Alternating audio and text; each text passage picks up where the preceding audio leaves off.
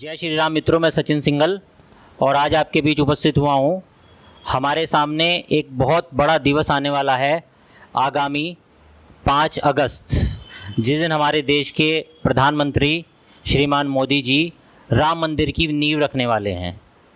मित्रों, प्रश्न ये आता है कि ये जो राम मंदिर की नींव मोदी जी रखने वाले हैं, इसके लिए हमें कितना संघर्ष करना पड़ा या ये हमें बहुत आसानी से उपलब्ध हुआ है। सौभाग्य से आज मैं ऐसे व्यक्तियों के साथ उपस्थित हूँ जिन्होंने इस पूरे आंदोलन को बहुत नज़दीक से देखा है, समझा है, परखा है, नेतृत्व किया है और जिया भी है। ऐसे कुछ लोगों के साथ मैं उपस्थित हूँ और अब मैं आपको उनसे मिलवाने वाला हूँ। मेरे ठीक बगल में बैठे हैं श्रीमान अरुण खंडेलवाल जी।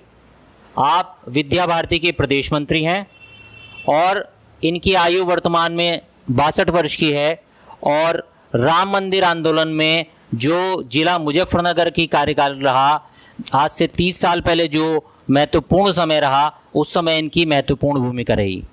उनके ठीक बगल में हमारे चित परिचित श्रीमान महेंद्र आचार्य जी, वर्तमान में संस्कार भारती के प्रांतीय उपाध्यक्ष हैं। इससे पूर्व बीजेपी के जिला महामंत्री रहे हैं और बहुत सारे पदों पे रहे हैं और विशेषकर राम मंदिर आंदोलन के समय में जिला मुजफ्फरनगर में इस पूरे आंदोलन को संयोजक की भूमिका के रूप में भाई साहब ने आगे बढ़ाया है। और जो हमारे विश्व हिंदू परिषद से जुड़े बहुत बड़े बड़े नाम थे जिन्होंने इसकी नींव रखी आंदोलन की, जैसे श्रीमान अशोक सिंघल जी या फिर उमा भारती जी, इन सब के साथ भाई साहब ने मंच साझा किया है और उनके साथ एक लंबे कार्यकाल तक इस आंदोलन को आगे ले जाने में इनका अनुभव रहा है। उनके ठीक बगल में हमारे साथ हैं श्रीमान रमेश साईं जी। आपकी आयु अब 71 वर्ष की है, संघ के विभिन्न दायित्वों पर रहे हैं और एक बहुत बड़ी महत्वपूर्ण भूमिका में राम मंदिर आंदोलन के समय से इन्होंने कार्य किया है।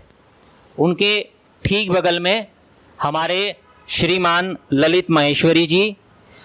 ललित जी जो हैं वर्तमान में विभाग अध्यक्ष हैं विश्व हिंदू परिषद के और राम मंदिर आंदोलन के समय ये बजरंग दल के नगोर संयोजक के रूप में इन्होंने देखा है।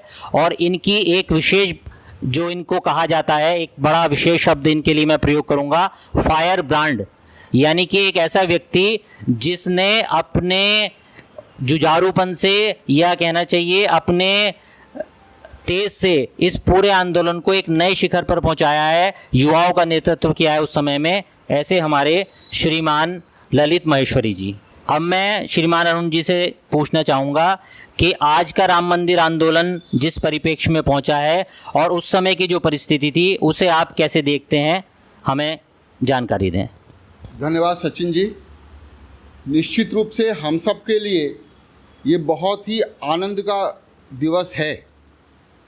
5 अगस्त 2020 जब माननीय मोदी जी श्री राम जन्मभूमि के ऊपर श्री राम मंदिर का शिलान्यास करने वाले हैं, तब चूंकि ये लड़ाई कोई मामूली लड़ाई नहीं है।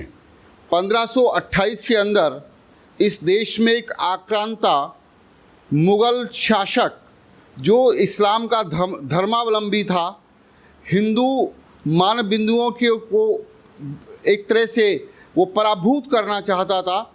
उसने अपनी सत्ता के बल पर श्री राम मंदिर को वो उस समय गिरा देने में एक तरह से सफल हो गया। किंतु ये लड़ाई 500 वर्षों तक निरंतर चलती रही। 72 से ज़्यादा युद्ध राम जन्मभूमि की स्वतंत्रता को लेकर हुए और एक लंबा आंदोलन जो 1983 से शुरू हुआ और जिसका एक जिसकी सकारात्मक परिणति हमारे बीच में अब 2020 में होने वाली है। तो मैं यूँ कह सकता हूँ कि तत्कालीन एक ऐसे बादशाह जो अपने धर्म के आधार पर इस्लाम धर्म को एक तरह से हमारे ऊपर थोपने के कारण उसने इस मंदिर को धराशाही किया था और अब वर्तमान में एक हिंदू विचार युक्त एक शासक, इस देश का शासक, वॉइस मंदिर की शिलान्यास कर रहा है तो सही मायने में आनंद की अभिव्यक्ति शब्दों की सीमाओं से परे है। धन्यवाद अरुण जी। और जैसा मैंने परिचय दिया, हमारे वरिष्ठ श्री महेंद्र आचार्य जी और राम मंदिर आंदोलन के समय जिला मुजफ्फरनगर में संयोजक की भूमिका के रूप में इन्होंने पूरे आंदोलन को अपने साथ लेके चले हैं। महेंद्र जी हमें अपनी यादें ताज़ा करेंगे। इस आंदोलन को खड़ा करने में राष्ट्रीय स्वयंसेवक संघ, उसके ही और अन्य अनुसांगिक संगठन और शिवसेना, हिंदू शक्ति दल और अन्य हिंदू संगठन, इन सभी ने मिलकर के आंदोलन एक चलाया। उस समय एक यात्रा, देश दर्शन यात्रा के नाम पर चलाई गई जगह जगह से, और वो समय आंदोलन नहीं था, लेकिन आंदोलन की कई भूमिका बनाई जा रही थी। मुजफ्फरनगर के राजकीय इंटर कॉलेज के मैदान पर एक भव्य बड़ा कार्यक्रम हुआ, जिसमें गुलजारी लाल जी नंदा रहे, पूर्व कांग्रेस के नेता दाऊद दयाल खन्ना रहे, राष्ट्रीय स्वयंसेवक संघ के सरसंघचालक बने बाद में ऐसे माननीय रज्जू भैया रहे, और इस आंदोलन को पूर्णतः जिन्होंने गति प्रदान की ऐसे माननीय अशोक सिंघल जी रहे। उसके बाद बहुत सारे आंदोलन उसी परिप्रेक्ष्य में आगे बढ़ते रहे, चलते रहे। एक बार आंदोलन स्वरूप वहाँ पर जो कारसेवक थे उन्होंने जाकर के झंडा उन गुंबदों के ऊपर फहराया। फिर बाद में जब वो आंदोलन चला और उस समय मुलायम सिंह जी ने कहा कि वहाँ कोई परिंदा भी पर नहीं मार सकता, तो ऐसे समय में वहाँ पर जो कार्यकर्ताओं की, कारसेवकों की जो भीड़ एकत्र हुई, उन्होंने कुछ ही क्षणों में वह जो विवादित ढांचा था उसको ढहा करके एक समतल मैदान में बना दिया। आज ये बड़ा सौभाग्य का विषय है ही पूरे हिंदू समाज के लिए, जिसके लिए इतने बलिदान हुए हैं, इतने लड़ाइयाँ हुई हैं। आज वह गौरव का दिन हमारे समक्ष आने वाला है।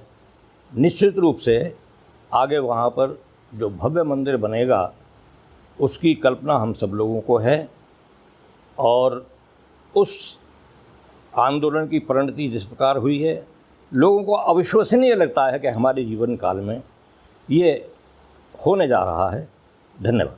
आचार्य जी ने हमारे साथ अपने अनुभव साझा किए, और ये वास्तव में बड़ा हर्ष का विषय है कि जिस चीज़ को लेके कोई कल्पना नहीं कर सकता था कि ये इस तरह से राम मंदिर आंदोलन अपनी परिणति पे पहुंचेगा, भव्य राम मंदिर के निर्माण के हम लोग साक्षी बनेंगे, वो तिथि हमारे सामने है प्रत्यक्ष रूप में। अब मैं आग्रह करूंगा हमारे बीच श्रीमान रमेश साईं जी से, जो महत्वपूर्ण भूमिका में उस समय रहे, कृपया अपने संस्मरण साझा करें। कई प्रकार के कार्यक्रम, भूमि पूजन, शिला पूजन, राम जन्मभूमि की शिला पूजन के मोहल्ले मोहल्ले में जो है पूजन के कार्यक्रम हुए। 1 ईंट 1 रुपया, इस प्रकार के वो ईंटें वहाँ पर पहुँचाई गई, वो 1 रुपया वहाँ पर पहुँचाया गया, जिसमें सबका सहभागिता मिली और एक बड़ा आंदोलन का रूप खड़ा हुआ। और एक दिन यह आया कि वहाँ पर जाकर हम कार सेवक के रूप में जाएंगे और कार सेवा करेंगे। तो सन 1990 में जब यहाँ पर मुख्यमंत्री मुलायम सिंह जी थे, उस समय ये कार सेवा का रूप बना, और पूरी योजना के रूप में कार सेवक विभिन्न प्रकार के कष्टों को सहन करते हुए और कई दिन बीच में पड़ाव होते हुए वहाँ पर किसी न किसी प्रकार से जब वो समय आया तो इतना बड़ा स्वरूप वहाँ पर दिखाई दिया कि लोगों को आश्चर्य का ठिकाना न रहा कि ये कहाँ से आ गए इतने, जहाँ परिंदा भी पर नहीं मारने वाला था, और वहाँ इतने हज़ारों की संख्या में, लाखों की संख्या में कार सेवक कहाँ से पहुँचे। सन 1992 के अंदर वहाँ पर कार सेवा के रूप में पुनः कार सेवकों को वहाँ पर जाने का अवसर मिला। उसमें मुझे भी सौभाग्य प्राप्त हुआ कि सन 1992 में मैं भी वहाँ पर कार सेवकों के रूप में था। दुर्गा वाहिनी भी वहाँ पर थी और महिलाओं की भूमिका विशेष रूप से थी। हमें लग रहा था, जो देख रहा था, कि ये हम कहीं सपना तो नहीं देख रहे कि हाँ, कि कभी ऐसा भी अवसर आएगा क्या, हाँ, कि यहाँ पर रामशिला पूजन होने के बाद यहाँ पुनः मंदिर का निर्माण, रामलला हम आएंगे, मंदिर वहीं बनाएंगे, ये जो नारे दिए जाते थे उसका सही स्वरूप आज देखने को मिल रहा है। और हमारे प्रधानमंत्री द्वारा उसको पूजन, भूमि पूजन 5 अगस्त को होने वाला है। ऐसा स्वरूप देखा तो ये समझ लो कि हाँ, हमारे जीवन के अंदर हम धन्य धन्य हो गए हैं कि ऐसा जीवन के अंदर हमारे सामने ही इस स्वरूप को देखा गया है। जो 500 साल का गुलामी का चिन्ह था वो समाप्त करके आप पुनः राम जन्मभूमि जो है बनने जा रही है। ये बात कह के मैं अपनी बात पूर्ण करूँ। मित्रों, जैसे मैंने पहले कहा था, हमारे बीच जो हमारे ललित महेश्वरी जी हैं, हमारे नगर के फायर ब्रांड एक नेता के रूप में जाने जाते हैं, जो वर्तमान में विश्व हिंदू परिषद के विभाग अध्यक्ष हैं। मैं ललित जी से भी आग्रह करूंगा कि अपने जोशीले जो संस्मरण हैं वो हमें समझाएं। आज जो ये मंदिर बनने जा रहा है, जिसका उद्घाटन माननीय मोदी जी करेंगे, शिलान्यास करेंगे इसका, ये कोई मामूली सा मंदिर नहीं है। ये हमारे भगवान राम की जन्मस्थली है, आम मंदिर नहीं है। इस मंदिर को लिए पता नहीं कितने आंदोलन, कितने हजार लाखों लोगों ने इसमें आहुति दी है प्राणों की। लेकिन अब इस आंदोलन को राष्ट्रीय स्वयंसेवक संघ की योजना अनुसार विश्व हिंदू परिषद ने इसे अपने हाथों में लिया। और सौभाग्य है कि पहला जो इसकी मीटिंग हुई थी वो मुजफ्फरनगर, जब हमारे यहाँ विजय जी जिला प्रचारक थे, वो आज विजय कौशल जी महाराज हैं, वो पहली धर्म सभा मुजफ्फरनगर से ही शुरू हुई थी। फिर कई योजनाओं के द्वारा इस आंदोलन को खड़ा किया गया, जिसमें चरण पादुका पूजन जिससे हिंदू समाज खड़ा हो, श्री राम ज्योति पूजन जिससे हिंदू समाज खड़ा हो, कई चरणबद्ध तरीके से इस आंदोलन को खड़ा किया गया। उस समय बड़ा आनंद आता था और रिस्क भी लेते थे, विपरीत परिस्थिति सरकार की होने के बावजूद, लेकिन एक जोशीलापन था काम करने में। आज उसकी परिणति जो हमारे सामने आई है, बड़ा सुखद अनुभव है। अरुण जी, ये जो आंदोलन अब आपको लगता है कि जो हम परिणति पे पहुंच गए हैं, तो इससे देश और हमारे समाज में क्या परिवर्तन आपको लगता है आने वाला है? देखिए, ये जो राम जन्मभूमि आंदोलन है, ये एक मंदिर निर्माण का आंदोलन तो था ही, और इसीलिए ये किया गया था। लेकिन इस राम जन्मभूमि आंदोलन ने न केवल इस देश का राजनीतिक परिदृश्य बदला, सामाजिक परिदृश्य को भी बदल के रख दिया। इस देश के अंदर राम जन्मभूमि आंदोलन के बाद पहली दफ़ा उत्तर प्रदेश के अंदर भारतीय जनता पार्टी की सरकार बनी, और सही मायने में राम जन्मभूमि आंदोलन के प्रारंभ होने के बाद इस देश का राजनीतिक परिवर्तन होता चला गया। इस देश के अंदर ये भी मिथक टूटा कि अल्पसंख्यकों के बिना कोई इस देश में सरकार बन सकती है, क्योंकि राम जन्मभूमि आंदोलन ने इस देश के अंदर बहुत सारे मिथकों को तोड़ दिया। ये जब आंदोलन चला तो इस देश में जो जातिवाद था वो टूट गया, क्योंकि सब कार सेवक थे, सब राम भक्त थे, और वह परिणति धीरे धीरे इस देश के राजनीतिक परिवर्तन के अंदर भी वह हमारे सामने देखने में आई। निश्चित रूप से राम जन्मभूमि आंदोलन इस देश की न केवल राजनीतिक परिवर्तन, सामाजिक परिवर्तन, आर्थिक परिवर्तन, उस सब के लिए एक प्रेरणा स्रोत बना। और अब जब भारत एक विश्व शक्ति की ओर बढ़ रहा है, अब जब भारत एक विश्व गुरु बनने की ओर प्रयासरत है, अब जब भारत की शक्ति को पूरा विश्व मान रहा है, तो इतिहास जब कभी इसे खोजेगा तो इसके मूल में राम जन्मभूमि आंदोलन इसी को पाएगा, ऐसा मेरा मानना है। मेरा आज की परिचर्चा का केवल एक उद्देश्य था, वो ये था कि हमें कम से कम ये पता चल सके कि आज भी हमारे समाज में ऐसे लोग हैं जिन्होंने इस पूरे आंदोलन को अपने सामने जिया है और आज उसको फलीभूत होते देख रहे हैं। सभी से मेरा वरिष्ठ लोगों से आज धन्यवाद है कि उन्होंने इन कठिन परिस्थितियों में जो अब चल रही हैं उसमें समय निकाला और अपने अपने अनुभव हमारे सामने रखे, और सभी से एक बार हम सभी साथ मिलके बोलेंगे, जय श्री राम, जय श्री राम, जय श्री राम।